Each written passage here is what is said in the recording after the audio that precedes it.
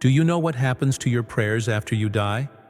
Not the prayers others say for you, but the prayers you prayed while alive, the petitions you lifted, the intercessions you offered for others, for the living, for the dead. Where do they go? Do they dissolve when your breath stops? Are they lost in the void between time and eternity? Or do they live, echoing forward into the mystery of what comes after? Padre Pio of Pietrelcina, the saint who bore the wounds of Christ in his own flesh, saw the answer.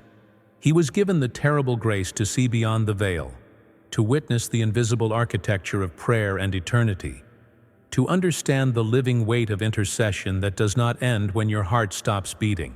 What he saw was so shocking, so beautiful, so piercing that it changed forever how he understood the mercy of God and the terrible responsibility of every soul. Padre Pio was not merely a holy man. He was a mystic who lived with one foot planted in the visible world and the other in the invisible. He could see what others could not see. The souls in purgatory appearing before him in the night, begging for Mass, for one prayer to tip the scales of their liberation. He saw angels and demons locked in combat over human hearts. He smelled the odor of sanctity, or the stench of sin clinging to those who came to him in confession. He read souls as easily as you read a page, discerning their hidden guilt, their secret graces, their eternal destinations. To Padre Pio, the spiritual realm was not theoretical. It was tangible, immediate, more real than stone or steel.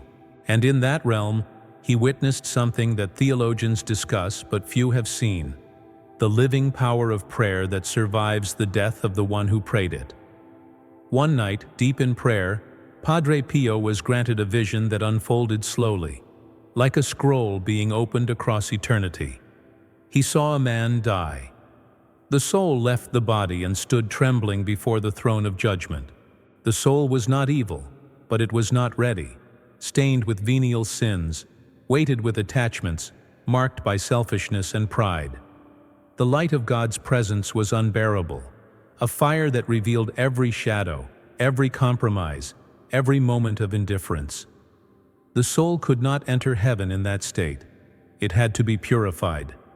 It was sent to purgatory, where the cleansing fires began their slow, agonizing work. But then Padre Pio saw something else. He saw threads of light descending from above, piercing through the flames, wrapping themselves around the suffering soul like ropes of mercy. These threads were prayers the man had prayed while alive for others, intercessions he had offered, masses he had requested for the dead, rosaries he had said for strangers he would never meet. Those prayers had not vanished when he died. They had gone ahead of him into eternity, waiting for him like stored treasure, like seeds planted in the soil of God's mercy. And now, in his own hour of need, they returned to him as due. Each thread was a specific prayer, a specific act of charity lifted toward heaven while the man still walked the earth. One thread was a rosary he prayed for a co-worker who had cancer, though that co-worker never knew. Another thread was a Mass he offered for a stranger's dead father, a name in a parish bulletin he saw and pitied. Another was an Our Father muttered in the car for the souls in purgatory, a prayer he said out of habit, almost thoughtlessly, but which now gleamed with the weight of grace. Padre Pio watched as these threads of light touched the soul, and each time one made contact, the flames lessened, the suffering eased, the purification quickened. The prayers did not remove the need for purgatory. The soul still had to be cleansed, but they shortened the time, they lightened the burden, they poured oil on the wound of separation from God. The man had prayed for others while alive, never knowing that those prayers were investments in his own eternity. He had built a ladder out of intercession, and now he was climbing it back toward God. But Padre Pio saw something even more astonishing. He saw souls in purgatory who had almost no threads descending toward them. These were people who had lived for themselves. They went to Mass, perhaps. They avoided mortal sin, perhaps. But they never prayed for others. They never offered a sacrifice for the suffering. They never asked God to help someone else. Their prayers when they prayed were only for themselves, for their health, their money, their comfort, their success. And now in purgatory, they burned alone. No threads came. No relief descended. The fires raged without mercy because mercy had never flowed through them while they lived. They had spent their entire lives as spiritual consumers, taking grace but never giving it, receiving but never interceding. And now eternity reflected that back to them with perfect justice. They would be purified, yes. They would reach heaven, yes. But the road would be long, and the flames would be hot, and the loneliness would be crushing. Padre Pio understood then the terrible mathematics of prayer. Every prayer you offer for another soul is a prayer stored in heaven for you. Every Mass you request for the dead is a Mass that will be offered in some mysterious way for you when you die. Every act of spiritual charity, praying for your enemies, interceding for sinners, begging God to have mercy on the dying, is a seed you plant in the soil of eternity. And that seed will sprout when you stand before the throne. This is not a transaction. It is not a cold economy of merit. It is the overflow of love, the way grace multiplies when it is given away, the way mercy creates mercy, the way one candle lights another without losing its own flame. God does not owe you anything for your prayers, but in His justice and His mercy, He does not forget them. The prayers you lifted for others while alive become the prayers that lift you when you are dead.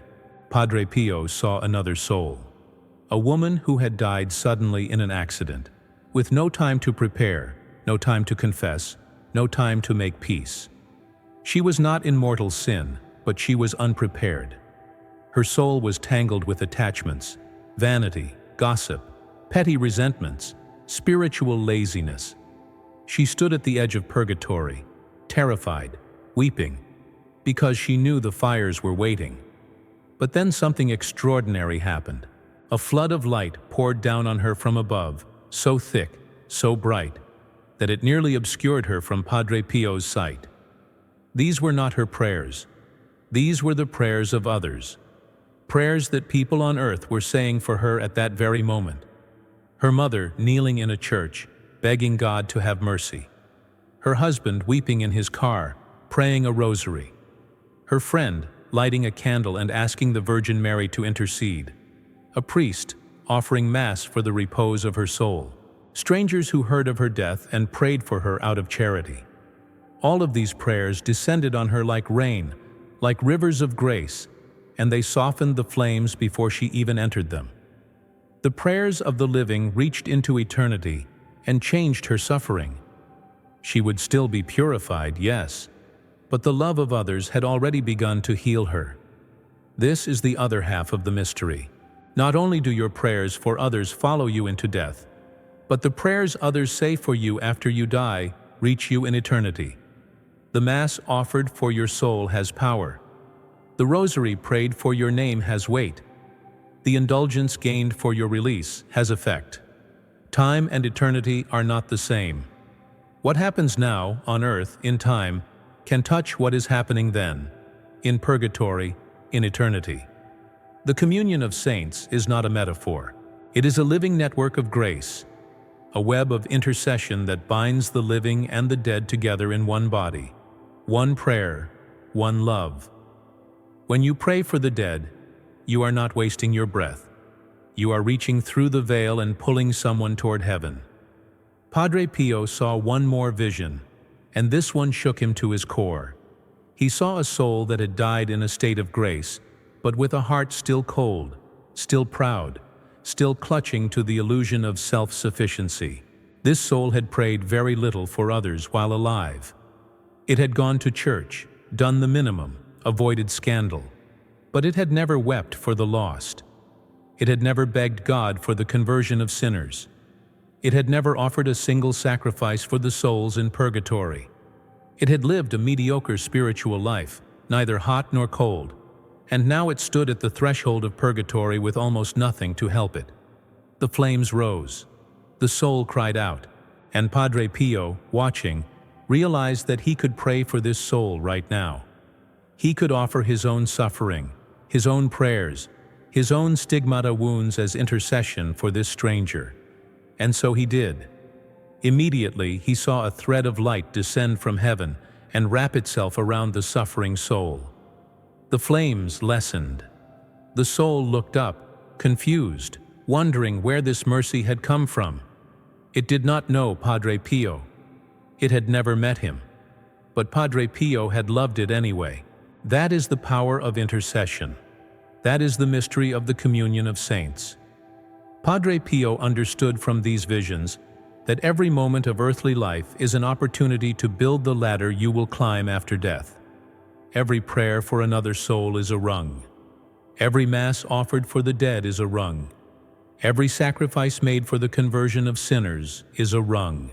And when you die, you will climb that ladder, step by step, prayer by prayer, out of the purifying flames and into the arms of God. But if you never prayed for others, if you never interceded, if you never gave grace away, then there will be no ladder. Only the long, slow burn of purification, with nothing to ease it, nothing to shorten it. No mercy descending because no mercy flowed through you while you lived. This is not cruelty. This is justice. You reap what you sow. You receive what you gave. The measure you use for others is the measure that will be used for you. The vision also revealed something else. Prayers do not disappear into nothing. When you pray for someone, that prayer is heard. It is recorded. It is stored in the treasury of heaven. Even if the person you prayed for does not need it, even if they are already in heaven, already saved, the prayer is not wasted. God redirects it. He gives it to someone else who does need it. He applies it to another soul in purgatory, another sinner on earth, another person standing at the edge of damnation. Nothing is lost. Every prayer has power. Every intercession has effect. The economy of grace is infinite, and what you give is multiplied beyond your understanding. Padre Pio said that more souls of the dead than of the living climbed the mountain to attend his masses, because they knew his prayers had power. They came begging for one more intercession, one more offering, one more thread of light to pull them closer to heaven. And Padre Pio never refused. He also saw the terrible loneliness of souls in purgatory who have no one to pray for them. They died forgotten. No family remembers them. No friends visit their graves. No one lights a candle. No one says their name. They burn in silence, waiting, hoping, yearning for just one prayer to ease their suffering. And Padre Pio wept for them. He made it his mission to pray for the forgotten dead, the abandoned souls, the ones who had no one else. He told others to do the same. When you walk through a cemetery, pray for the souls buried there. When you hear of someone who died, pray for them, even if you did not know them. When you offer a Mass, include the forgotten dead in your intention. You do not know how much your prayer might mean to a soul who has been waiting in the flames for decades, for centuries, with no relief, no intercession, no mercy except what comes from strangers like you. The ultimate revelation of Padre Pio's vision was this: your prayers are the only thing you can take with you when you die. Not your money, not your reputation, not your accomplishments, not your beauty or your strength or your intelligence. Only the love you gave away, only the prayers you offered, only the grace you let flow through you to others. Those prayers become your inheritance in eternity. They become the ladder you climb out of purgatory. They become the light that guides you home. And if you prayed much for others, if you interceded constantly, if you offered yourself as a channel of grace, then when you die, you will find that heaven has been preparing a welcome for you, that the souls you helped are waiting for you, that the prayers you said have built a mansion of mercy around your name. But if you lived only for yourself, if you prayed only for your own needs, if you never lifted your voice for another suffering soul, then when you die, you will find silence. No threads descending, no relief coming. Just the slow, agonizing purification of a heart that never learned to love beyond itself. This is the warning. This is the urgency. This is why Padre Pio begged people to pray, to intercede, to offer their sufferings for others, to remember the dead, to beg for mercy on behalf of sinners. Not because God is cruel, but because God is just.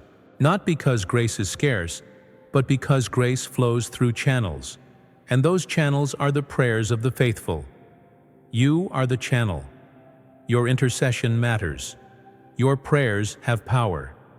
And one day, when you stand before the throne, you will see how much they mattered, how much power they had, how they built the road that carried you home. Padre Pio himself, on his deathbed, weak and trembling, asked his brothers to forgive him and to pray for his soul. He who had seen heaven and hell, who had borne the wounds of Christ, who had spent his entire life interceding for others, even he asked for prayers. Why? Because he understood the mystery. He knew that no one is so holy that they do not need the prayers of others. He knew that the greatest saints are the ones who recognize their own need for mercy. And he knew that his own prayers for others, all the thousands and thousands of intercessions he had made over his lifetime, would return to him now as mercy, as light, as the ladder he would climb into the arms of God. But still, he asked. Still, he begged. Because prayer is never wasted. Because mercy multiplies. Because love given is love received. And love received is the only door to heaven. So the question returns, sharper now, heavier now, impossible to ignore. What happens to your prayers after you die? They live, they wait, they return, and they will either be the ladder you climb or the silence you face. Pray now, intercede now, love now.